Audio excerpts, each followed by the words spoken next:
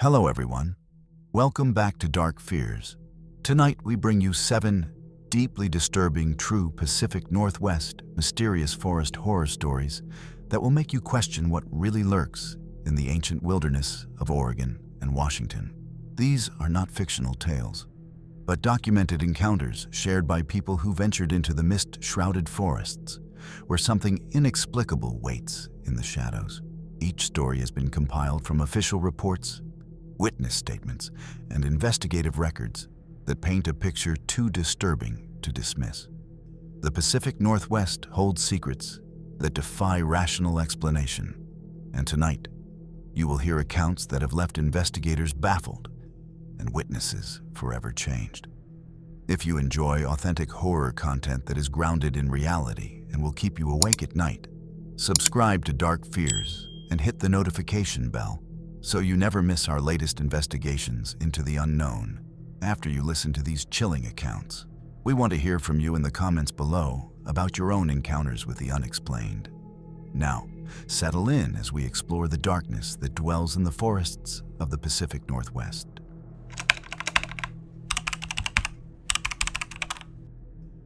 By late afternoon, the trail became steeper and narrower. Moss coated everything, and the air smelled ancient, like wet stone and old wood. Normally, forests are alive with noise, birds, insects, the rustle of wind. But here, nothing.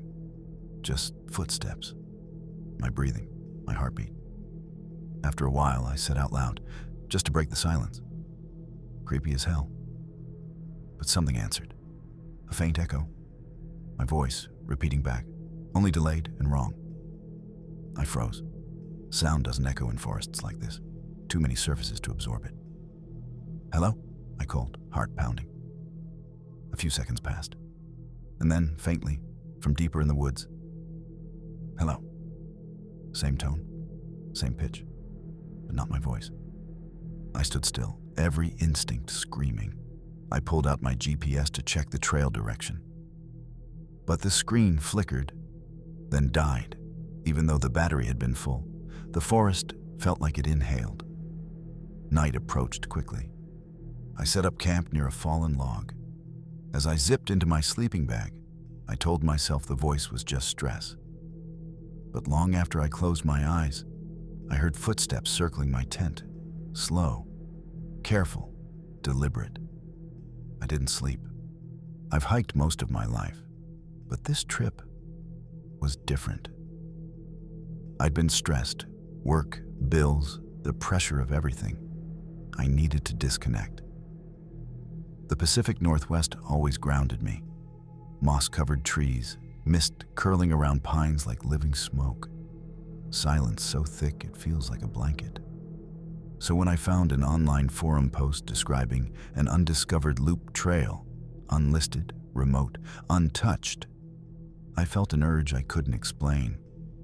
Like the forest itself was inviting me. The post warned, "Only attempt if you're experienced." People get lost, I laughed it off. I wasn't just experienced, I was obsessive. I packed my gear, marked GPS coordinates, double-checked my supplies, a 3-day loop, alone. When I pulled up to the trailhead, something was off. No parking lot, no other hikers, no signage. Just a narrow opening between massive cedar trunks, like a mouth waiting to swallow me. As I stepped under the canopy, the noise of the world vanished. No wind, no wildlife, no distant road. It was the quietest place I'd ever been, and the deeper I went, the more suffocated the silence became. At mile 1, I noticed boot prints in the mud, but only one direction in, none coming out. Someone else went in. No one came back. Morning light should have felt comforting. It didn't. Outside my tent, the footprints in the mud weren't human. They looked like bare feet, long, narrow, with too many toes. But they were placed exactly where I heard the footsteps circling.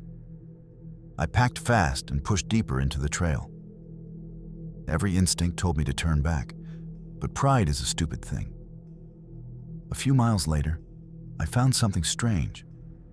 a torn section of a hiking backpack strap caught on a branch. And below it, a boot print that suddenly stopped. No prints leading away, no drag marks. Just like someone stepped there and vanished. I reached for my radio to call for help, but before I could press the button, I heard a whistle. Not a bird, a human whistle. A tune, short, repetitive, unnatural. 2 notes, do, do, do, do. I froze. My chest tightened. Then the whistle repeated, closer. I whispered to myself, someone's messing with me. But deep down, I knew this wasn't a prank. This place was wrong. And whatever was here, it was following me. Around sunset, I reached a ridge with a view of endless treetops, rolling mist, and distant snowy mountains. It should have been beautiful, but my focus snapped to movement in the tree line below. Something pale, tall, still. It wasn't a deer or a person. It stood too straight, too rigid, like a mannequin made of stretched skin. I blinked, and it slipped behind a tree, without sound. Not stepped, slipped. When I looked again, it was gone. I started hiking backward, facing the woods the whole time. My voice trembled. You're just tired. Lack of sleep, imagination. Then a branch cracked. Behind me. I spun around. Nothing. But now, when the wind shifted, I could smell it. Something damp, rotten, like wet leaves and animal decay. My instincts finally screamed, leave, now. I turned around and started moving fast, nearly jogging back down the trail. As night swallowed the forest again, I stumbled into a small clearing and decided to camp. Not because I wanted to, but because I physically couldn't continue. My legs shook.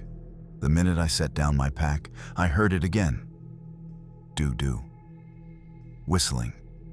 This time, directly behind my tent. Sometime near midnight, I woke to the sound of breathing outside the tent. Slow, heavy. Then, hey. I froze. That wasn't a whisper carried by wind. It was spoken. Right outside the tent wall. Hey, open the tent. My blood ran cold. It spoke in my voice, exactly my voice. Please, open up. I couldn't move, couldn't breathe. A shape slowly pressed against the tent fabric. A hand. No, not a hand. The fingers were too long, too thin. The zipper twitched. I grabbed the handle and held it down with white knuckles. Then, in a distorted whisper, right against the tent. Let me in. I snapped.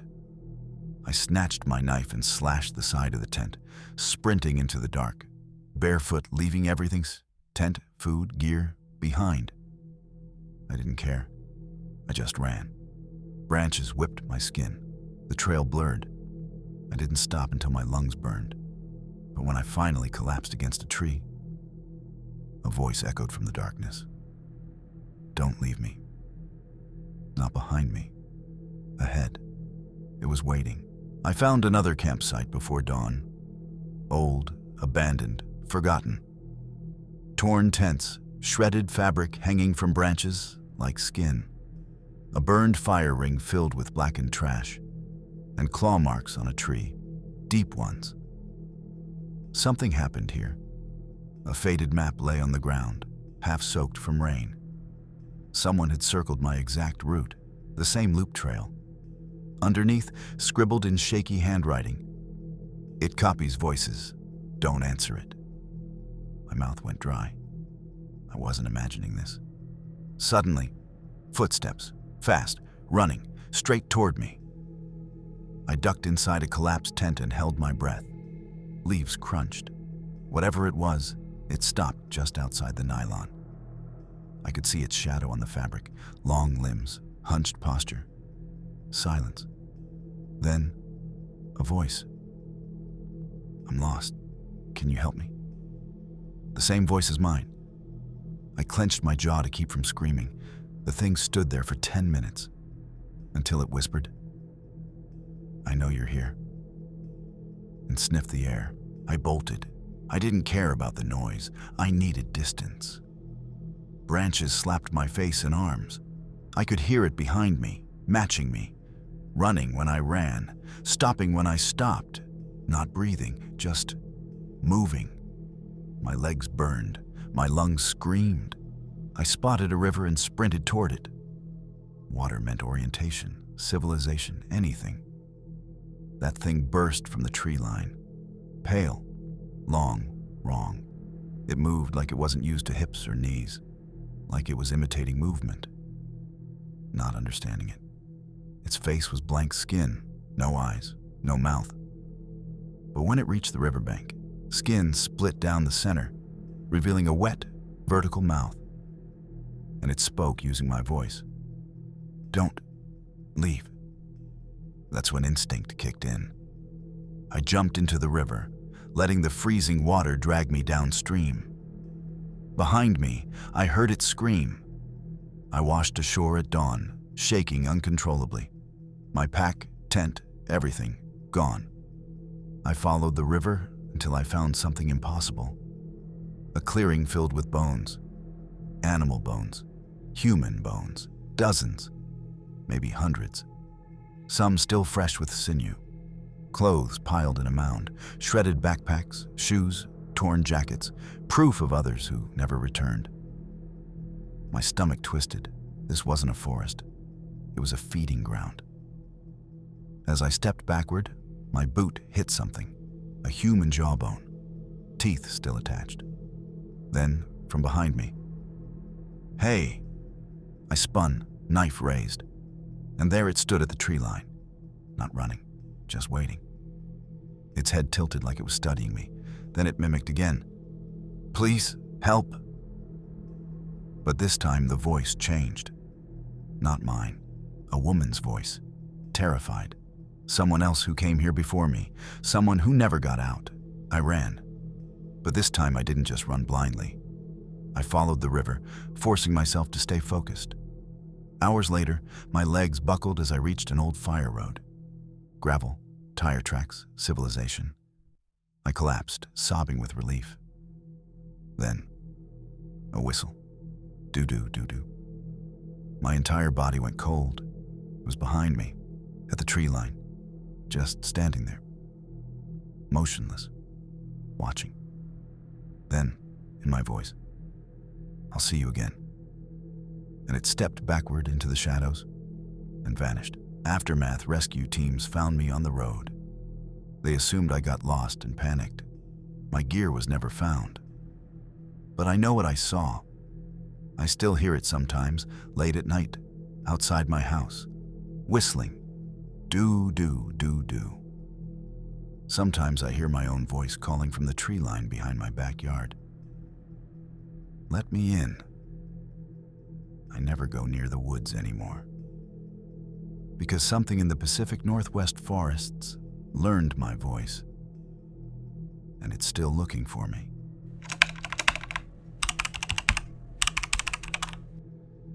I wasn't planning to go deep into the forest that day. My original goal was just a short hike, a few miles in, a few miles out before sunset. But halfway through the trail, I found something odd pinned under a rock. A hand-drawn map on yellowed paper. The ink looked smeared by rain, but the route was clear. A dotted trail leading deeper into the forest than any official map allowed. At the end of it, someone had drawn a small square with 2 words beside it. No door. I thought it was a joke. Maybe a geocache or some weird art project by local hikers. Curiosity pulled harder than common sense, and instead of turning back, I followed the dotted line. The deeper I went, the quieter the forest became. No wind, no birds, no insects. Even the sound of my own footsteps felt swallowed. The trail narrowed, then turned into something like an animal path. Thorny brush on both sides, branches low enough to rake across my pack. Hours passed. The trees grew thicker, older, massive trunks wider than cars. Finally, Through the moss and fog, I saw it. A small cabin made of dark, rotting wood. No windows, no porch, no door. Just a single structure sitting alone in the middle of the forest. Like something built to keep whatever was inside from ever getting out. I took one step closer. That's when I heard it. A whisper. From inside the cabin. "Please, help." I froze. That whisper wasn't wind, and it wasn't imagination. It sounded too human. Too close. The cabin had no door, yet the voice came from deep inside, as if the walls themselves were speaking. I took a slow step forward, trying to angle my head to see inside. But the opening was just darkness, thick, heavy black. My flashlight felt useless against it. The beam dissolved the moment it touched the interior, swallowed by the dark as if something inside refused to be seen. "Please, don't leave me." The voice was clearer this time, weak, trembling like someone who hadn't spoken in days. My chest tightened. "Hello?" I called, voice cracking. "Are you hurt?" Silence. Then the sound of footsteps, slow, dragging, moving from the far end of the cabin toward the opening. The hairs on my arms stood straight. Something about those footsteps wasn't right. They weren't panicked or desperate. They were patient.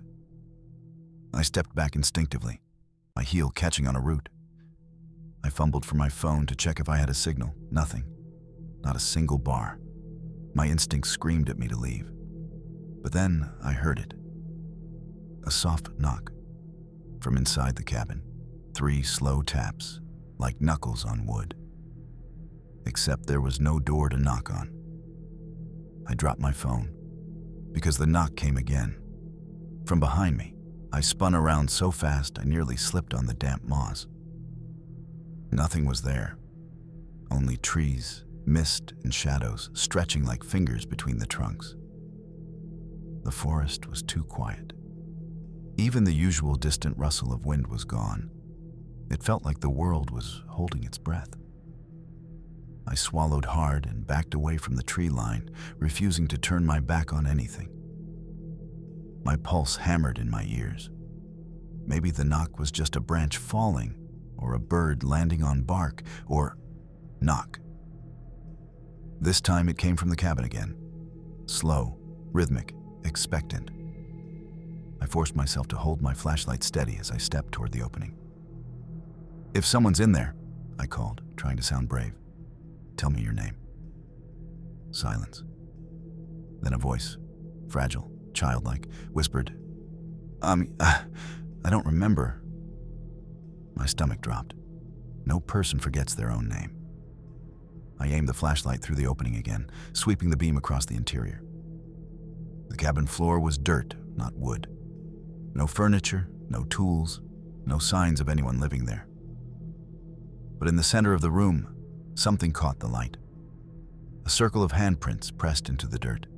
Dozens of them. Small hands, large hands. Some smeared, some deep. Like people had pressed their palms into the ground or had been dragged while trying not to be. I stepped back, horrified. That's when I heard breathing behind me. Slow, wet, heavy. It wasn't footsteps this time. It was breathing. Right. Behind. Me. I turned slowly, every muscle stiff, every instinct begging me not to look. The air behind me felt colder, thicker, as if the forest itself was holding something alive and waiting. My flashlight trembled in my hand as I faced the tree line. At first, I saw nothing, just trees and fog. Then, between 2 massive cedars, something shifted, not walked. Shifted. A pale outline leaned forward, its body too thin, like skin stretched over twigs. Its face wasn't a face, just smooth, flat skin where features should have been.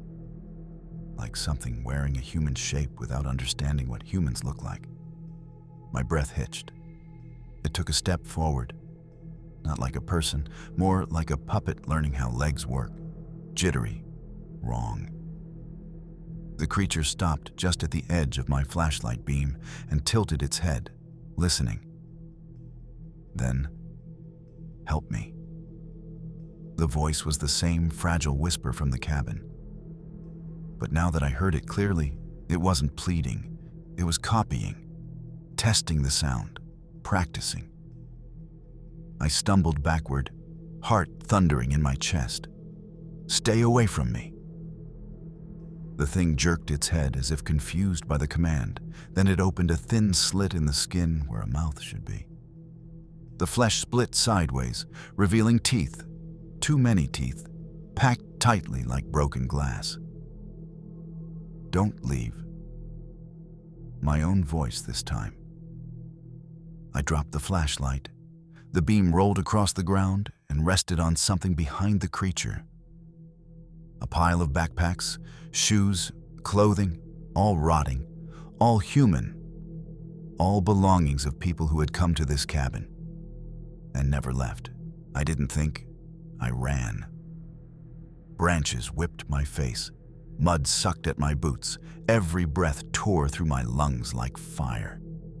Behind me, I could hear the creature moving, not chasing, shadowing. Its footsteps were wrong, too light, too fast. Like multiple sets of legs were adjusting, copying, learning. I forced myself not to look back. Looking meant slowing down.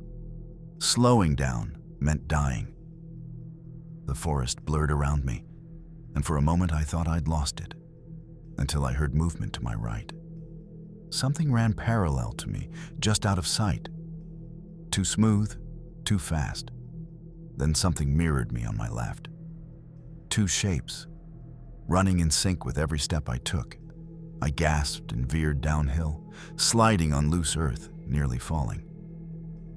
I slammed into a fallen log, pain exploding through my ribs. Before I could push myself up, a voice echoed around me, "Don't leave me alone." But it wasn't mimicking me anymore.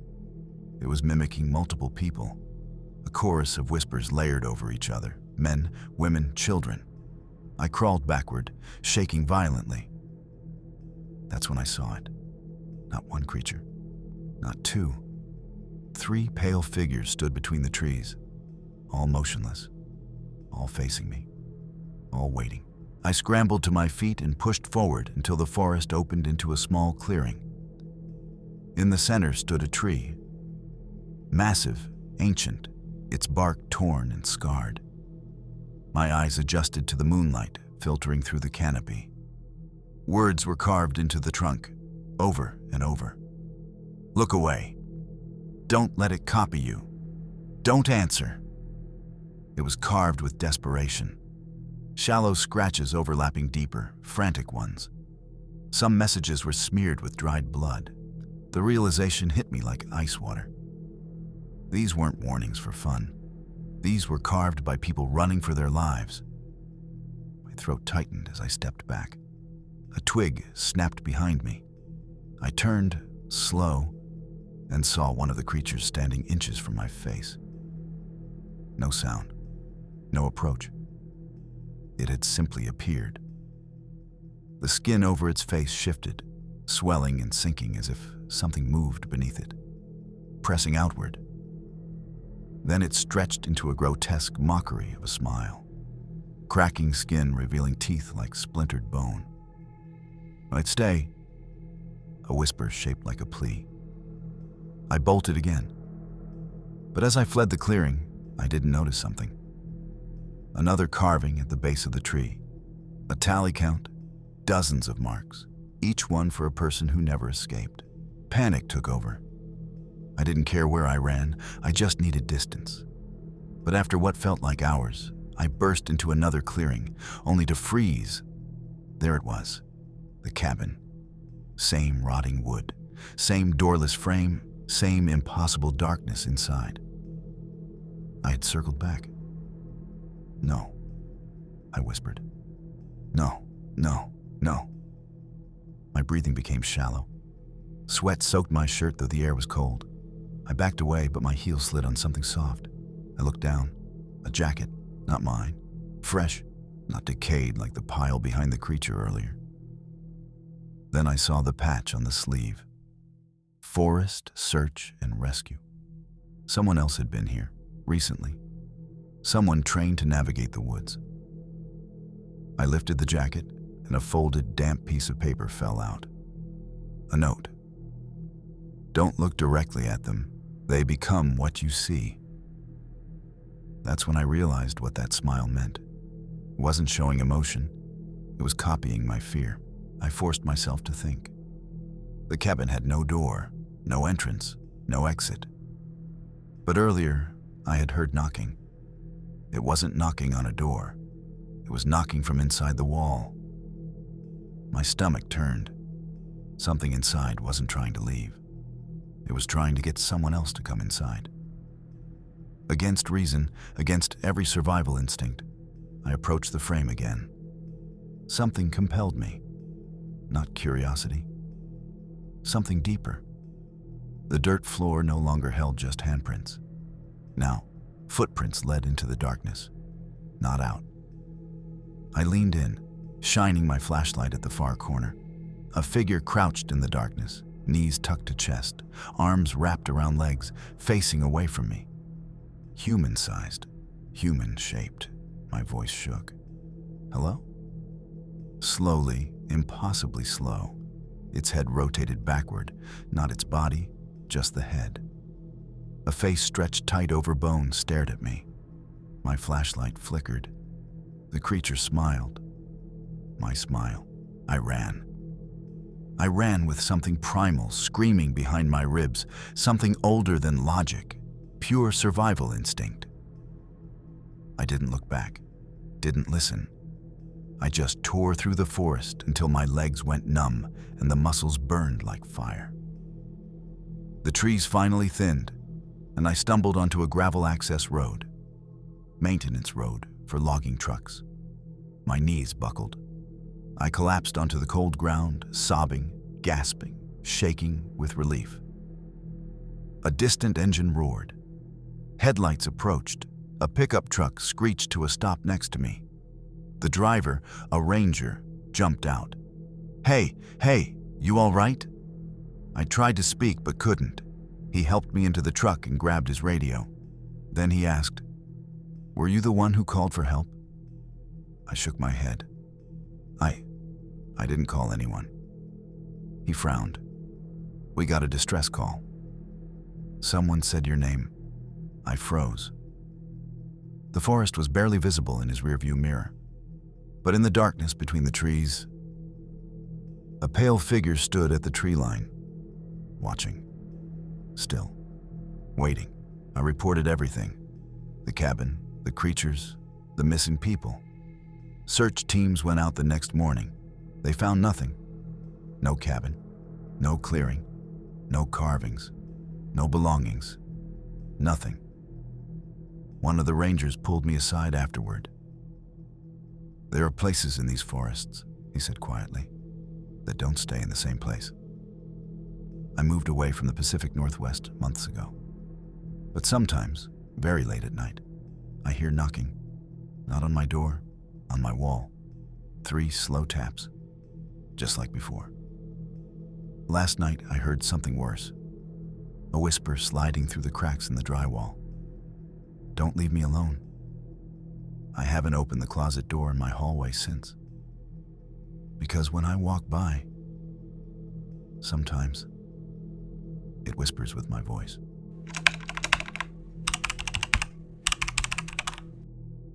I had been hiking the Pacific Northwest for years, but this trail was different. Locals called it the Silent Mile. No birds, no insects, no wind. Just silence so heavy it made your ears ring. I was planning a solo 3-day backpacking trip to photograph wildlife. I checked in at the ranger station, signed the logbook, and was about to head out when an older ranger stopped me. He stared at me for a few seconds too long, as if debating whether to speak. "You're going up toward Ridgewater Peak, right?" "Yeah," I said, smiling. "Weather looks great." "Should be easy." The man didn't smile back. "Stay on the trail," he said slowly. "And if you see something following you, don't acknowledge it." I laughed, thinking he was joking. He didn't laugh. His hand tightened on my map. "No matter what you hear." "No matter what it looks like," I asked what that meant. But he only shook his head. "The forest up there, it remembers people." Those words clung to me like damp clothes. I brushed it off as superstition. People love making up ghost stories around remote trails. But a few hours in, I started noticing the silence. No leaves rustling, no snapping twigs under my boots. Just quiet. Too quiet. I checked behind me once, twice. Nothing. Still, for the first time in all my years of hiking, I felt it. The unmistakable sensation that something was matching my pace. A shift in the shadow between the trees. A slow, deliberate presence. Like someone walking just a few steps behind me, staying out of sight. I kept walking, and walking. Then, a whisper. So close I felt warm breath on the back of my neck. "Don't look." I froze. The whisper was right behind my ear. But when I spun around with my trekking pole raised, no one. Just towering pines swallowed in fog. I forced myself to breathe. Probably wind, I thought. But there was no wind. Even the air felt still, like the forest was holding its breath. I adjusted my backpack and kept walking. Crunch. A footstep. Not mine. I stopped. The sound stopped. I walked again. Fast. Crunch, crunch, crunch. Carefully timed, matching my exact rhythm. "Hello?" I called out, trying to sound brave. "If someone's back there, say something." Nothing. I decided to test it. I suddenly stepped off the path. Quick sidestep, soft landing. Silence. Then, crunch.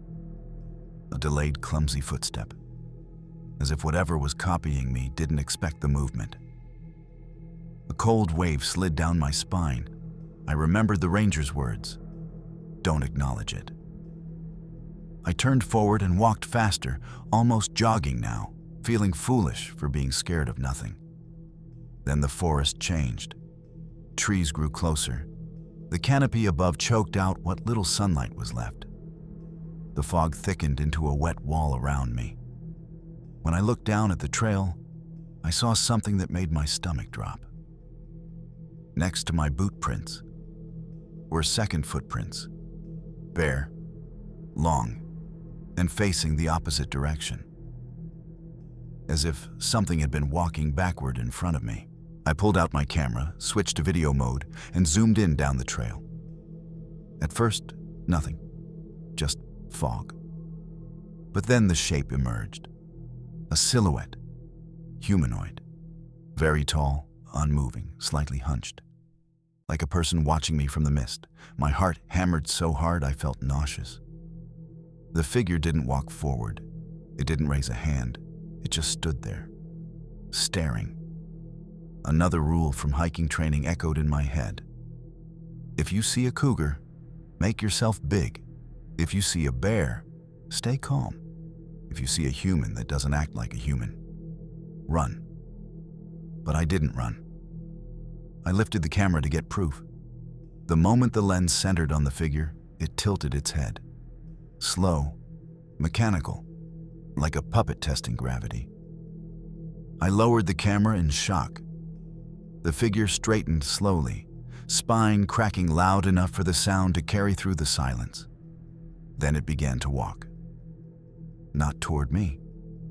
Beside the trail, keeping the trees between us, pacing me step for step. I walked faster. It walked faster. I ran. It ran, matching my pace exactly. But staying hidden by the trees, like it only existed in my peripheral vision, night fell quicker than expected. Every instinct told me to get off the trail, but I was miles from any shelter. I found a clearing and set up camp, shaking the entire time. I built a fire, hoping the light would calm me. It didn't. The silence pressed in around me like a closing fist. I tried distracting myself, checking my GPS, when a thin smell of smoke drifted through the trees. My fire wasn't producing that smell. This was different. Acrid, chemical, like burnt plastic. And then I saw it through the trees. Another campsite, a tent, a fire pit glowing orange. But I knew no one else signed the logbook today. I whispered to myself, someone else must have come in earlier. I stepped closer, flashlight aimed at the clearing. The tent was shredded, slashed open from the inside. The campfire wasn't fire at all. It was a pile of burning photographs. Dozens of photos curling in the heat. Photos of people hiking, camping, smiling. I leaned down. The top photo showed the trail ranger who warned me earlier. In the background of every photo, barely visible in the corner, a shadow, stretching, watching. Then a branch snapped behind me. Not a random break. A deliberate step. I turned toward the sound slowly, flashlight trembling. Nothing. But then, a whisper, not from behind me, from inside my tent. Come back. My blood turned to ice. That was my voice. I rushed back and yanked open the tent flap. Empty. But my sleeping bag was unzipped, as if someone had been inside it. I backed away, shaking violently now. I grabbed my trekking pole and shouted into the dark, "Who's out there?" The answer came from inches behind my ear. "You are." I spun, swinging the pole wildly, hitting only air. The forest swallowed my scream. My flashlight flickered. When it steadied, I saw something peeking from behind a tree. A pale hand, longer than a normal human hand. Fingers bent at impossible angles. Slowly, it curled one finger, motioning me closer. That's when I noticed something in the dirt near the hand. A map, my map. But it didn't show the trail. Instead, a jagged black line scribbled in shaky pencil led deeper into the woods. Beside the line were two words. "Follow me." I ran, not toward the marked trail, away from it. Branches whipped my face, breath burning in my lungs. My backpack straps cut into my shoulders as I pushed through thick undergrowth. My GPS was useless, just spinning. I stumbled into a clearing and dropped to my knees. The trail was gone. Not I lost it. Gone, as if it had never existed. I stood there, chest heaving, when I noticed the trees around me were wrong, too uniform, evenly spaced, like planted columns. Every trunk was the exact same distance apart, a perfect grid. The forest wasn't natural anymore. I swallowed hard. I just need to find the river. The river leads to civilization. I listened for water. Instead, I heard footsteps, slow, heavy, behind me. I didn't turn. The footsteps moved closer and stopped right behind me, soft breathing on my neck. I closed my eyes, shaking. Don't look. Don't acknowledge it. Something thin and cold touched my shoulder. A finger. And then it leaned close and whispered, using the ranger's voice. "You left the trail." I broke. I turned around. I shouldn't have. The thing was inches from me. Tall, at least 7 feet. Skin stretched tight like wet paper. Face blurry and shifting, never settling into one shape. It flickered like bad film. It leaned down, mimicking my posture, copying my breathing. I stumbled backward, fell, and scrambled away on my hands. The creature didn't chase. It mirrored. Every movement I made, delayed by a second, but exactly. If I lifted my hand, it lifted its hand. If I froze, it froze, like it was studying me, learning me. Then it opened its mouth, skin splitting along invisible seams, and in my voice, it spoke. I don't know how to leave. My heart stopped, because those were the exact words I had just whispered in panic. The creature was recording me, repeating me. becoming me. I ran again, this time toward higher ground, ignoring branches tearing at my face and arms. My breath felt like fire. Every time I stopped to listen, the only sound was my own voice echoing back through the trees. Don't leave me. Don't leave me. Don't leave me. Breaking through the trees, I saw it.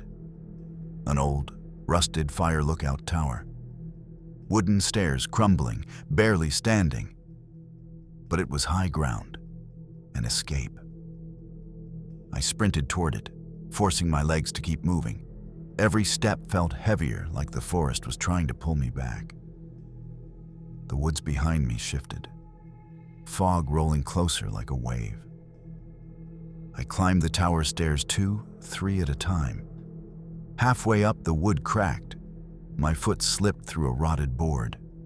Pain shot up my leg. I bit back a scream and pulled myself free. From the platform at the top, I could finally see above the fog. Miles and miles of forest. But something was off. Shadow shapes moved under the canopy. Multiple shapes, dozens, all tall, all synchronized, all moving toward the tower. Then, on the platform floor, I saw something scratched into the old wood. Fresh, desperate. You can look down, but don't look up, I hesitated. Then heard breathing directly above me. I slowly tilted my head upward. Hanging from the rafters was a face, not a body. Just a face, stretched skin, hollow eyes, mouth open as if frozen mid-scream. Like something had removed it and hung it like a souvenir. I stumbled back, gripping the railing. A voice whispered behind me, a perfect imitation of my mother. "Come home." I turned. The creature stood at the top of the stairs. Its limbs were longer now, joints bending the wrong way. The head was just stretched skin, no skull shape beneath it. A blank, sagging mask. It stepped closer. The metal railing groaned. I did the only thing that made sense. I jumped. I crashed into the ground hard, rolling and gasping. Pain shot through my side, maybe cracked ribs. But I ran, limping, crawling. Behind me, metal shrieked as the creature tore itself through the tower's railing and leapt. Not down the stairs, straight out, landing silently, without bending its knees. It stood, tilted its head, and began to mimic my limp. I don't know how I made it back to the ranger station. I stumbled into the clearing at dawn, filthy, bleeding, shaking. The old ranger saw me and ran out. "Where is it?" he demanded. Behind me, the fog rolled at the tree line, like a living thing hesitant to cross into daylight. "I saw it," I choked out. "It followed me. It copied me." The ranger looked resigned, not surprised. He led me inside, sat me at a desk, and handed me a notebook. It was full of names, names crossed out. Next to some of them were 2 words: "Didn't listen." I flipped to the last page. My name was already written there. Beside it, in the ranger's handwriting, "Trailed him. Learned him." The ranger whispered, "It only needs to study you once." Then I heard footsteps outside the station. Slow, delayed, mirroring mine. The ranger slowly reached for his rifle. "Don't look at it," he whispered. But I did. Through the window, I saw myself. Same clothes, same wounds, the same terrified expression, but its mouth was smiling. Too wide, too wrong. It lifted a hand, my hand, and waved. "Don't," it whispered, using my voice. "Acknowledge me." The ranger closed his eyes. It remembers people.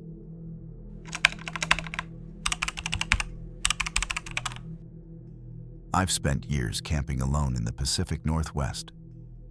I know what natural light looks like. What I saw that night was not natural.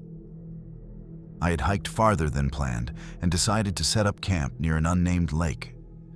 The air was sharp and cold, the kind that makes every sound travel clearly.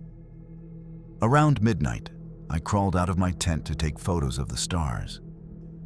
But the forest wasn't dark. Soft lights were flickering deep between the trees, like floating lanterns. Not stationary, not random. They moved with purpose. Slow, drifting, weaving between tree trunks. At first, I thought it was another group of hikers using headlamps, maybe searching for something. But the lights weren't white. They were a dull, pulsing amber, like dying embers circling through the forest. Curious, I whispered to myself, "What the hell?" One of the lights stopped. It faced me, staring, if light could stare. Then it moved closer, not floating now, but darting, fast and precise, like it suddenly decided on me. I stepped back instinctively. The light paused again and pulsed brighter, almost like it was responding. The woods around me went silent. No wind, no water, no insects. Just my heartbeat pounding in my ears. Then, from behind me, a voice whispered, "Follow it." I froze, because the voice wasn't a stranger's. It was mine. My breath fogged in the cold air as I spun around. No one was behind me. No footprints near my tent, no rustling branches. But the voice echoed like someone whispered directly into my ear. The floating amber light pulsed again, brighter, as if urging me. I swallowed hard. I'm not hallucinating, I told myself, though I wasn't sure anymore. I grabbed my flashlight and aimed it at the light. The beam didn't reach it. The light absorbed it, swallowed it, like a black hole wearing a warm glow. Then there were 2 lights, then 3, forming a vague outline of something tall, humanoid. Every instinct screamed to run, but my legs refused. My body leaned forward involuntarily, one foot stepping toward the lights without me deciding to move. The lights drifted deeper into the forest, slow at first, and then, suddenly, in a split-second jerk, repositioned farther ahead, like teleporting. My chest tightened. These were not fireflies, not drones, not headlamps. They were watching me. One light pulsed faster like a heartbeat. Time slowed. My body moved again, following.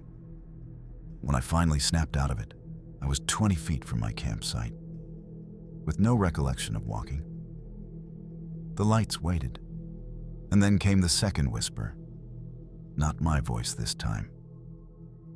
"You've already been chosen." Forced myself backward, step by shaky step, toward my tent. But when I turned to run, my campsite was gone. No tent, no backpack, no lake, just endless trees. I spun, panicked. No. I didn't walk that far. The lights reorganized, forming a trail, like breadcrumbs, leading deeper into the woods. My rational brain fought back. Find higher ground, regain orientation, don't follow the lights. But when I tried to walk away, the forest changed shape. The trees that were behind me moments ago were suddenly in front of me. Same pattern, same arrangement. It was like the forest itself rotated around me. I tested it again, walked 10 steps in the opposite direction, and found myself back at the exact same place, the same stump, the same patch of moss, the same lights waiting. I wasn't lost. I was being herded. My legs started moving again, not with fear this time, with numb acceptance. The lights guided me to a clearing, perfectly round, perfectly silent. In the center was a dead tree, tall, blackened like it had been struck by lightning. Dangling from its branches were dozens of glowing objects. At first, I thought they were lanterns. Then I got closer. They were phones. And all of them were still recording. My own phone began vibrating aggressively in my pocket. Unknown Bluetooth connection detected. The phones in the tree flickered all at once, screens flashing to life. Videos auto-played, Different faces appeared on them. Dozens of hikers, campers, fishermen, people just like me. The footage was shaky, each recording the same thing: amber lights moving deeper into the woods. In every video, the last thing captured was the person speaking. I think it wants me to follow it. Do you hear that voice? This place isn't on the map. Then the camera feed would jolt violently before going black. My pulse slammed against my ribs. This clearing was a graveyard of lost recordings. My phone vibrated again, harder. I pulled it out. It wasn't my lock screen anymore. It was a live video feed, showing the back of my head, recorded from right behind me. Slowly, I turned around. One of the lights hovered inches from my face, close enough that I felt heat radiating off it. Then the light snapped backward, fast, revealing something behind it, something tall, a figure of intertwined branches and charred bark. But its face was human, burned, melted, weeping ash. And the lights were coming from inside its rib cage. The branch creature tilted its burned, melted head. Its hollow eyes flickered with the same amber glow. I stumbled back, my heel catching a root. My phone slipped from my hand and hit the dirt, still recording me. The creature leaned closer, not walking, not stepping, gliding. Heat radiated from its body, but the air around it felt freezing. When it spoke, the sound wasn't from a mouth. It came from the crackle of burning wood. We were lost. The lights in its chest flickered faster. We followed the calling. My hands shook violently. "Who are you?" I whispered. Its head twitched, as if confused. Amber lights shot outward from its chest, forming new hovering orbs that circled me, trapping me in a ring. Then, all at once, the lights burst into thousands of tiny fragments, swirling upward like fireflies. Each fragment whispered in overlapping voices, "Help us, help us, help us." Then, silence. Every light extinguished, and the forest disappeared. Suddenly I was somewhere else. Not a clearing, not a forest. A wide, flat field of ash. And lined up in rows ahead of me were charred silhouettes, human shapes made of burnt wood, all facing me. Waiting, the ash beneath my feet shifted. Not wind, movement. Something writhed just under the surface, like thousands of small hands pushing upward. The burned figures began leaning, one by one, as if acknowledging my presence. Then the ash split open beneath me. I dropped to my knees. A whisper rose from the crack.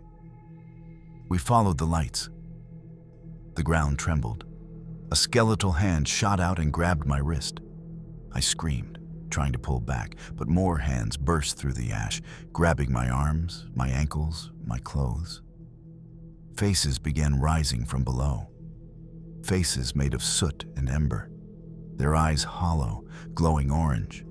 They weren't trying to drag me under. They were trying to hand me something. A phone, covered in ash, the same model I owned. I hesitated. The screen lit up. A single video file. Untitled .mp4, my finger, shaking, tapped play. The footage showed me walking into the forest earlier tonight. But the video wasn't recorded from my phone. It was recorded from behind the glowing lights, from the creature's point of view. I had been watched from the beginning. The burned figures all turned toward me at once, waiting. I bolted across the ash field, slipping and choking on soot. The burnt figures remained still, statues frozen mid-reach. But the lights inside their rib cages pulsed brighter as I ran, like heartbeats sinking. Ahead of me, a single path of amber light formed. Not floating now, but weaving through the ash like a serpent. It led toward a shape in the distance, a cabin. I sprinted toward it, lungs on fire, legs screaming. Inside, the cabin was warm, normal. A lantern glowed on the table. A wooden chair, a bed, a place of safety. On the chair sat a notebook. My name was written on the cover. My shaking hands opened it to the first page. Everyone who follows the lights must choose. Page after page was filled with writing, desperate, jagged handwriting. Stay and join them, or leave and forget. I flipped to the last page. Blank, except for a pen clipped to the corner. The lights gathered behind me, filling the doorway, humming softly. The charred silhouettes remained outside the cabin, watching, waiting. The notebook pen lifted on its own, hovering over the page. Choose, a voice crackled. Before I could write anything, the lights surged into the cabin. The air burned hot and sharp, smelling of ozone and charred pine. The notebook snapped shut. My vision blurred white, like staring into a welding torch. And suddenly, I wasn't in the cabin anymore. I was in someone else's memory. A man stood where I stood, nervous, sweating, holding the same notebook. He wrote, "I choose to leave." The moment his pen lifted, the lights extinguished. Darkness swallowed the cabin. He exhaled in relief, stepping outside. Then he collapsed. His body went still, but his shadow remained standing, separating from him, flickering with amber light. The shadow drifted toward the clearing of burned figures and joined them, becoming another glowing silhouette. His body was left behind, lifeless, forgotten. The memory dissolved into white. And I was back in the cabin. The notebook lay open again, the pen hovering. Same blank page, same choice. But now I understood. If I chose to stay, my body would die, but my shadow would live among them. If I chose to leave, I would walk away alive, but without any memory of what happened here. Without warning, the pen dropped into my hand. My hand hovered over the notebook. My body said leave. My curiosity said stay. But the truth was, I already knew what I wanted. I wrote, "I choose to leave." The pen dragged its own line underneath the sentence, sealing it. The lights went dim. The burned figures vanished. The ash field dissolved. And suddenly, I was standing by my campfire. Tent exactly where it was before. No phones hanging from trees, no lights, no creature, no ash. Morning sun warming my face. For a moment, I allowed myself to believe it was all a nightmare, a hallucination, stress, until I reached into my pocket for my phone and pulled out the notebook, the same notebook from the cabin, with my sentence written inside. I choose to leave. 2 weeks later, I was driving home after work. Sunset fading, radio low, trying to forget. The notebook sat in my glove compartment, unopened since that night. At a red light, my phone buzzed. A new notification, new video saved, my stomach dropped. I hadn't filmed anything. I opened the video. It was footage taken from inside my apartment, me sleeping, shot from the ceiling corner like something had been watching from above. The video zoomed. On my nightstand was a single amber light, small, flickering like a dying ember. Then the camera panned slowly toward the window. Outside, floating above the streetlight, were dozens of lights, waiting, watching, growing brighter. I slammed the stop button and dropped the phone, heart racing. A whisper drifted into the room, impossible to pinpoint. "You chose to leave." Another voice layered under it. "But we didn't." The lights outside the window pulsed in unison. They didn't lure people into the forest. They followed them out. I snapped the blinds shut, but the glow bled through the cracks. They know where I am. They always knew. And every night, they get closer.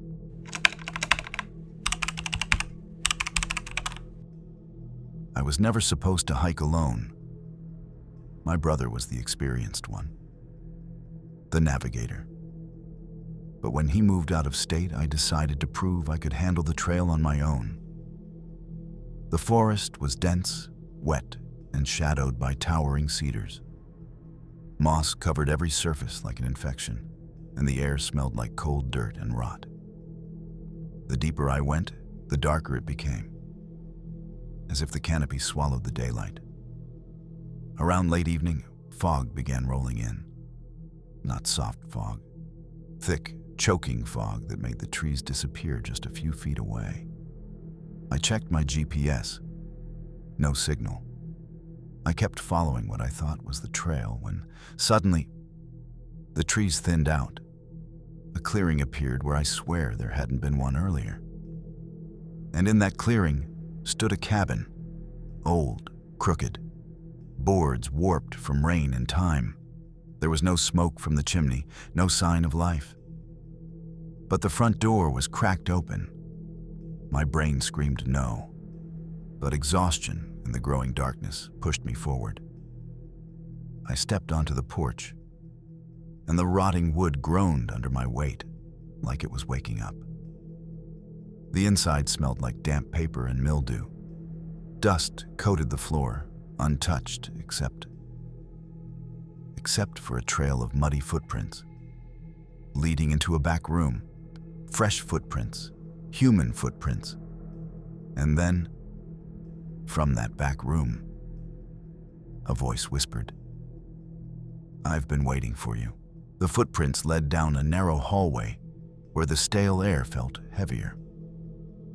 I pulled out my flashlight and swept the beam across warped wallpaper and peeling paint. Then I saw them. Photographs. Dozens of them. Pinned to the walls from floor to ceiling, all black and white, all taken inside the cabin, all showing people standing in the doorway, shocked, tired, confused.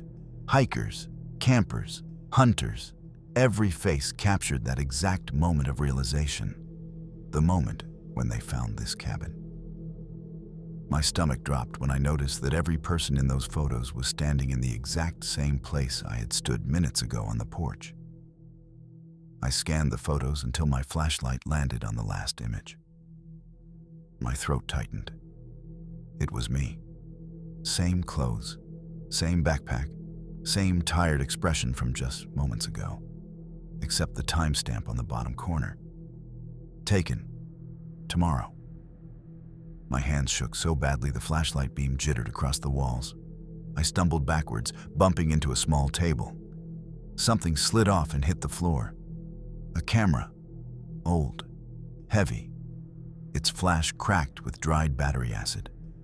As I reached for it, a floorboard deeper in the cabin creaked. Slow, dragging footsteps. Something was moving toward me. Slow enough to enjoy every second of my fear. I forced myself forward, toward the footprints and the sound. My breathing turned shallow. The hallway opened into a small room with a single chair. Above it was a bare light bulb, glowing faintly. It shouldn't have worked. There was no electricity here. The muddy footprints ended at the chair. On it sat a notebook, leather cover, soaked around the edges. I flipped through it cautiously. Page after page filled with handwriting, frantic, slanted. Cabin appeared after I got lost. It watches.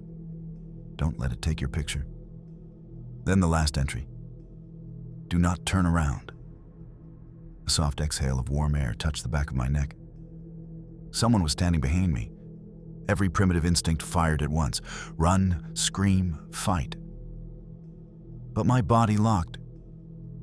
The notebook slipped from my hands. The moment it hit the floor, the light bulb flickered violently. I spun around. No one there. Just darkness. And then the bulb went out, plunging the cabin into total blackness. In the suffocating dark, a voice, raspy, low, breathed right beside my ear. smile. A blinding white flash detonated in the darkness like lightning. I stumbled backward, blinded, ears ringing. When my vision finally settled into fuzzy shapes, I saw that same old camera on the floor, but it was now pointed at me.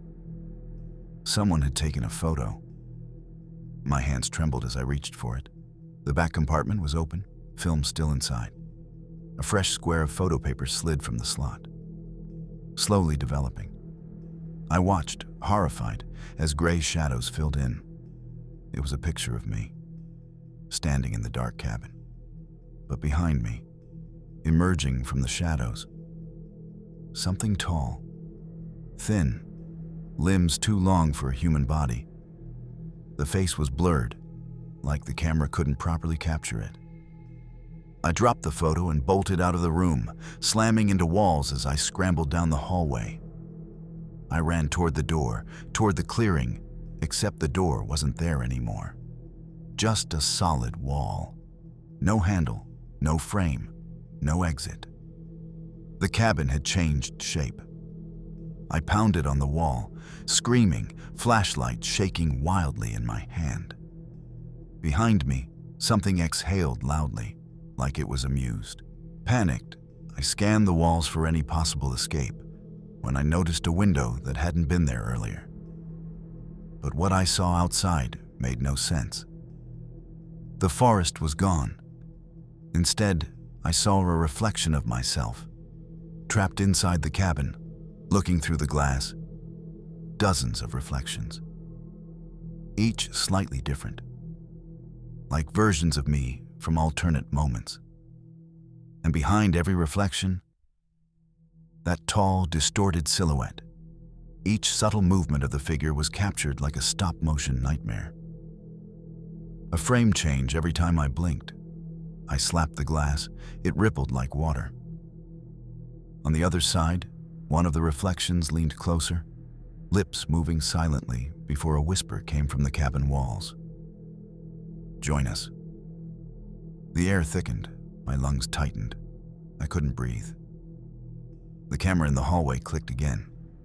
Flash. I spun around, vision white, disoriented. Another photo slid out. This time, the figure was closer, too close. I had seconds, maybe less, before it reached me. Searching frantically, I found a trap door hidden beneath a rotted rug. Without thinking, I yanked it open and dropped into darkness. My knees hit cold dirt. Cobwebs clung to my face. The narrow crawl space smelled of mold and wet soil. I crawled forward, hearing slow footsteps above me, the creature moving room to room. The cabin groaned like it hated me inside it. Suddenly, the camera above flashed again, seeping light through the cracks in the floorboards. It knew where I was. Every time it flashed, I saw the shadow overhead. Limbs bending unnaturally, fingers scraping wood. As I crawled deeper, I spotted carvings on the dirt walls. Not random marks, words. Don't let it capture you. If it takes your picture, you stay forever. Then I reached the end, a wooden hatch. I pushed it open and found myself back in the same cabin room, standing in front of the chair and the notebook. The cabin had looped me back. No escape. My watch was dead. My phone showed 4:17 a.m., then blinked to 4:17 p.m., then 4:17 again. Time was breaking. When I stepped back into the hallway, something else was different. The photos on the walls had changed. Now, every picture showed me inside different parts of the cabin. Moments that hadn't happened yet. One photo showed me running. One showed me banging on the invisible door. One showed me on the floor, eyes open, lifeless. Was the cabin predicting the future? I walked past the final photo, the one showing me limp, with that tall figure standing behind me. In the corner of the cabin, the shadow figure emerged. Slow, deliberate. It didn't walk, it glided, every movement wrong, as if reality struggled to render it correctly. My flashlight flickered. Every time the beam dimmed, the figure got closer. I backed away, heart hammering. Flash. The camera took another picture. I couldn't outrun it. I sprinted toward the back room, grabbing the old camera off the floor. The creature stopped, tilting its head, curious. My hands shook as I raised the camera toward it. Maybe if I take its picture. Flash. The light exploded, washing everything white. The figure shrieked, a sound like bending metal. It staggered backward, collapsing into the shadows as if melting. Smoke curled from its body like ash. The photos on the walls began to curl and burn, faces twisting, screaming silently as they disintegrated. The cabin shook. Boards split, windows shattered outward. Somewhere deep inside the chaos, I heard the creature's voice, not spoken aloud, but inside my mind. You took my place. The cabin vanished in a burst of blinding white. I woke up lying in the grass outside. The cabin was gone. No clearing, no structure, just trees and thick, untouched forest. My backpack lay beside me, covered in dew. My watch ticked normally. My phone showed the correct time. The forest looked normal. Except for one thing. The old camera was in my backpack, and inside was a single developed photo. My hands trembled as I pulled it out. It showed the cabin interior, the chair, the notebook, the photos on the wall, and in the chair, me, sitting motionless, eyes wide open, staring directly at the camera. I reported none of this. Who would believe it? Weeks passed. I returned to my life. I tried to forget. But every night, I dreamed of the cabin, standing in different places at the edge of a parking lot, behind my house, across the street. Then today, I walked past a reflective window downtown. I froze in the reflection behind me, not the street, not the store. A cabin door stood open. From inside, a voice whispered, "Smile." Flash. Everything went white.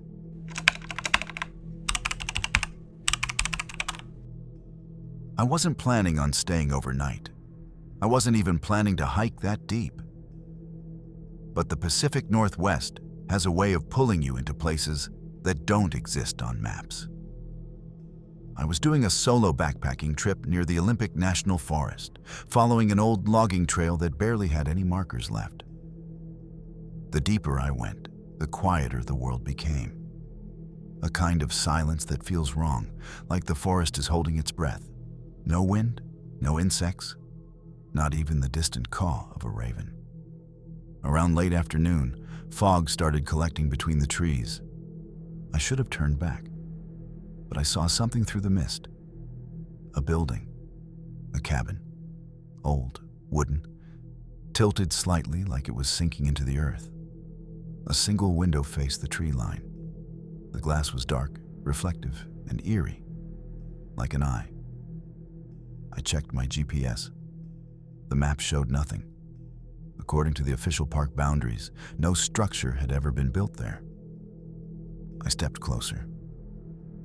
The cabin door was shut, but the window, it felt like it was watching me. The hairs on the back of my neck stood straight. I told myself it was just a place where hunters stayed years ago. That's when I noticed something carved into a wooden post by the door. Deep scratch marks, not written with a knife. 4 words. Don't look inside. Right then, a soft tapping came from the window. Tap, tap, tap, like a fingertip. I told myself the tapping was a twig, an animal, anything normal. But when I stepped sideways, the reflection in the window shifted, like an eye following my movement. The tapping stopped abruptly, replaced by silence so heavy my ears rang. I forced myself to laugh nervously. It's just glass reacting to temperature. That's all. But as I brushed my hand along the cabin wall, I noticed there was no dust, no spider webs, no sign of weathering. The wood was damp but sturdy, almost cared for. Someone had been maintaining it. Suddenly, the door clicked. Not creaked, not swayed, clicked, as if unlocked from the inside. I froze, listening. My heart hammered so loudly I thought the forest would hear it. Then the door slowly swung an inch open. Inside the gap was nothing but blackness. A cold breath of air drifted out, smelling like wet earth and old metal. Some instinct deep inside me screamed, "Don't open it." But curiosity crushed fear. I put my hand on the door and pushed, and the interior looked abandoned. A single room with a broken bed frame, a table, and dust-coated jars lined on a shelf. A lantern sat on the table, still full of fuel. But then I saw something that made my stomach flip. There was no dust on the lantern. Someone used it recently. I lifted it, and my fingers brushed fresh fingerprints on the metal. The tapping started again. Not on the window, inside. Tap, tap, tap. It was coming from underneath the floorboards. I crouched, pressing my ear to the old wood. A faint, muffled voice met my ear. "Don't look." I jerked back, heart hammering. Another whisper followed, more desperate. "In the window." The lantern flickered to life in my hand. I didn't turn it on. It ignited by itself. Lantern in hand, I slowly turned toward the window. Something inside it moved. Not outside, inside the reflection. It wasn't me. In the glass, I saw the shape of a second person standing right behind me. Tall, motionless, only a silhouette. I spun around. No one. The reflection still showed the figure, now closer. Breathing heavy, I backed away, holding the lantern in front of me like a shield. The figure in the reflection tilted its head, studying me the way a predator studies prey. My hands shook violently. "You're not real." The reflected figure lifted its hand and tapped the inside of the glass. Tap, tap, tap. The sound echoed inside the room. I ran for the door. When I reached the door, it slammed shut on its own. The lantern flickered violently, casting moving shadows on the walls. The tapping turned into knocking, hard, aggressive. I grabbed the door handle and pulled. It didn't budge. Behind me, the floorboards began to move. Not creak, move. Like something under the house was crawling upward. Thump, thump, thump. The boards bulged, dusty jars falling and smashing. A voice rose from beneath the cabin. "Do not look at him." Him. Whatever was in that reflection was real, and it was coming. Suddenly, darkness swallowed the lantern. The knocking stopped. I couldn't see, couldn't think, couldn't breathe. Slowly, like skin peeling, a whisper slid into my ear. "Look at me." A small glow appeared. Not from the lantern, from the window. The reflection was brighter than the room, like the cabin was lit from another reality inside the glass. In that reflection, the figure stood right next to me, staring at me with hollow eyes. But in the real room, nothing. I squeezed my eyes shut. "Don't look. Don't look. Don't look." Then the voice under the floorboards grew urgent. "If you look, it becomes real." Something brushed the back of my neck, cold, wet like fingertips.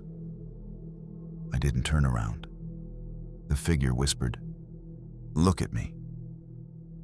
I bolted to the back of the room where a small hatch led to a crawl space. With shaking hands, I pried it open and slid inside. As I pulled the hatch shut, I heard the door of the cabin swing open. I wasn't alone anymore. The crawl space smelled like rot and soil. It was barely tall enough to move on hands and knees. But it felt safer than the open room. At least, that's what I thought. I crawled deeper, lantern barely lighting the tight corridor. The wood above my head vibrated as something walked slowly across the cabin floor. Heel, toe, heel, toe. It paused directly above me. Then something lowered its head to the floorboards. I could hear it breathe through the gaps. Wet, slow, labored. A whisper. You looked once. I never did. But it didn't matter. The reflection counted as looking. The boards above my head cracked, and a pale, elongated hand shot through, searching blindly for me. I scrambled deeper into the crawl space, heart in my throat. The crawl space narrowed into a cold dirt tunnel, clearly man-made. Panic took over, but I crawled faster, scraping my arms and knees. Behind me, the creature thrashed, tearing up boards. I didn't look back. Ahead, I saw a faint glow. Daylight. I reached the end of the tunnel and pushed through the loose soil, emerging outside behind the cabin. I gasped for air, but something felt wrong. The forest was darker, quieter, like time had shifted. When I finally dared to turn toward the cabin, every window was now lit from inside, glowing with a warm, inviting yellow light. It looked lived in, and someone was standing in the window, watching me leave. I sprinted through the woods, lungs burning, branches slapping my face. Every time I looked behind me, the cabin seemed closer, even though I was running away from it. Like the cabin was moving with me, following me. I tripped over a root and crashed into the dirt. The forest pulsed with silence until I heard footsteps. Slow, measured, matching the tapping from earlier. Tap, tap, tap. I didn't look back. I just ran until I saw the trail again. My car was parked a mile away. I ran the entire time without stopping. Only when I slammed the car door did I finally turn around. The cabin was gone. I left the forest that night and never went back. But last week, something happened that made my blood turn cold. I got my photos developed. In one picture, taken on the trail before I ever saw the cabin, there's something in the background. A cabin. Same window, same angle, same silhouette inside, watching me. I hadn't found the cabin. It had been waiting for me. And now, sometimes at night, my bedroom window makes that sound. Tap, tap, tap. The cabin didn't need me to look inside. It just needed me to look back. I traveled to the Pacific Northwest to escape noise, not find fear. The trail was simple at first. Wide, well-trodden, lined with cedar and Douglas fir.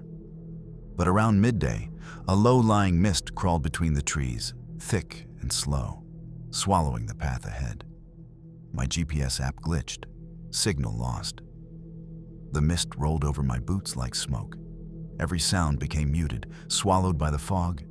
Even my breathing sounded far away. Then something strange happened. The trail markers vanished, all of them. Panic crawled up my spine. Trails don't just disappear.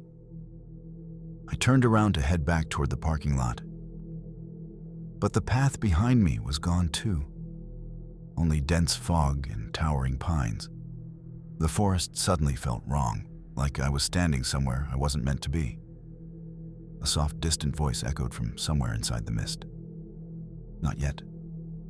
My skin crawled. I called out, "Hello? Who's there?" Silence. Then a second voice. A whisper so close it brushed my ear. Keep walking.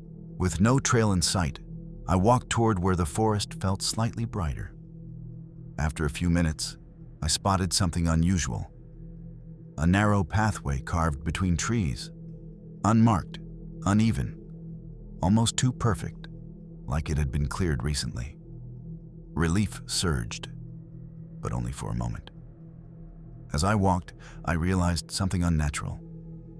No matter how far I went, the mist stayed at the same distance behind me. Always the same shape, always the same height. following.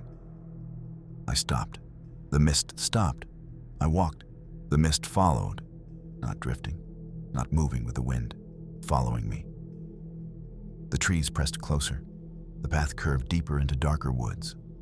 Woods that didn't feel wild, but designed. Ahead, a faint light flickered, like a lantern swaying in the darkness. I whispered into the cold air. "Who's out here?" The forest answered, not with a voice, but with footsteps. Soft, matching mine, 1 second delayed, like someone walking just behind me. The flickering light drew me forward until I could make out a figure holding the lantern. At least, I thought it was a person. It stood perfectly still, unmoving, facing an old bridge of rotting wood. The lantern light illuminated just enough to reveal the structure beneath its feet, a dried-out riverbed. I called out. The figure didn't react. I stepped closer. The mist behind me swelled forward like a tidal wave, forcing me onto the bridge. The boards creaked. A cold wind whipped across my face. The figure finally turned its head. Its face wasn't human. It was blurred, like a smudged photograph, indistinguishable, unfinished, swirling. My voice cracked. "What are you?" It shifted an inch toward me, lantern swinging. And then it spoke, voice broken, distorted, echoing like many voices layered together. "Don't stop walking." Behind me, the mist pushed harder, creeping onto the bridge like long fingers. I was trapped between the mist and the faceless figure. The mist hit the bridge with force, not wind, mass. Boards snapped behind me. The faceless figure lifted the lantern, revealing something carved into the railing. Turn back, my legs shook. Turning back meant stepping into the mist. Going forward meant approaching the faceless thing. The creature leaned close, whispering through static, "You shouldn't be here." The mist surged, slamming the bridge again. Crack! The wood buckled and the creature stepped aside, letting me rush past it. I sprinted across the final boards just as the bridge collapsed into the riverbed below. The mist didn't follow. It stopped at the edge, swirling violently like a living storm. The lantern figure pointed into the forest, toward a barely visible trail. I turned to thank it. The figure was gone. Only the lantern remained, swinging gently from a branch. I followed the faint trail, breathing hard. But something changed. The trees shifted, not figuratively, literally. They leaned, subtly changing angle as I walked. The ground sloped unevenly where it hadn't minutes before. The trail widened and narrowed randomly, like the forest was redirecting me. I stopped and placed a hand on one of the trees. Warm. Trees aren't warm. I jerked my hand back. A gust of air whispered past my ear, not cold, breath. "Keep going." My body stiffened. I realized the truth. The mist wasn't chasing me. It was herding me, guiding me somewhere, and worse. The forest was helping. At last, the forest opened into a clearing. In the center stood a stone circle, massive boulders arranged perfectly, unnaturally smooth. Moss crawled over them like veins. I heard whispers from every direction, overlapping voices, male and female, old and young. "You're almost there. Come inside. We found you." My body moved forward without permission. The mist formed a solid wall behind me. I stepped into the stone circle, and everything went silent. Even the fog stopped moving. A pressure built inside my skull, like hands on both sides of my head trying to squeeze a memory loose. Then I heard just one voice, singular, clear, and cold. "We remember you." Images hit me all at once. Flashes. A younger version of myself, maybe 7 years old, standing in this exact stone circle, holding a woman's hand, fog surrounding us, her voice whispering, "If the mist finds you again, don't stop walking." My pulse hammered. This wasn't my memory. I'd never been here. But the memory was mine. I stumbled backward, dizzy, nauseated. The stones pulsed with light, like breathing. The mist roared from outside the circle, furious. The voice returned. "The forest keeps what enters." I screamed, but the fog swallowed the sound. A thunderous crack split the air. The mist broke through the circle. It rushed at me like a tsunami. Cold pressure wrapped around my chest. I couldn't breathe, couldn't think. Shapes formed inside the fog. Human figures. Faces, hands reaching for me. 1,000 voices screamed, "Stay!" The faceless lantern figure appeared at the edge of the circle, holding the lantern high. Its light cut through the mist like fire. "Run!" My body reacted before I could think.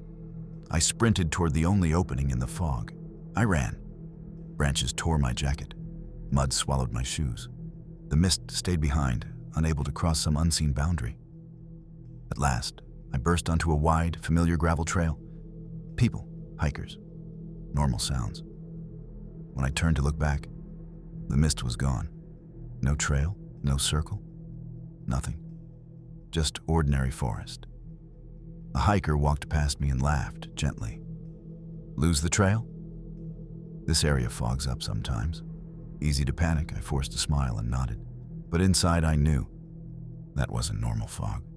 The faceless lantern figure didn't follow. It only appears when the mist hunts. That night, in my house, hundreds of miles away, I saw it. Fog, crawling across my yard, thick, slow, just like in the forest. I closed the blinds, heart pounding. On the glass, something appeared, a smeared message, written from the inside. "Keep walking behind me." A familiar soft whisper brushed my ear. We never lose track of what belongs to us. Have you ever wondered why some places on Earth feel different? Why certain forests make the air heavy? Why the wind stops? Why silence feels alive? The Pacific Northwest is filled with thousands of acres that no map fully explains. Dense forests, abandoned tunnels, unmapped trails, strange cabins that appear where no structure should exist. And every year, more people disappear without a trace. Some say it's nature. Others say it's something older than nature. But one thing is clear. The forest never forgets a face that wanders too deep. If you enjoyed this journey into the unknown, subscribe to Dark Fears so you don't walk through the darkness alone. Tell me in the comments, which story left you thinking about the woods differently? Until the next night, stay curious, stay aware, and whatever you do, if the forest goes silent, don't stay. Good night.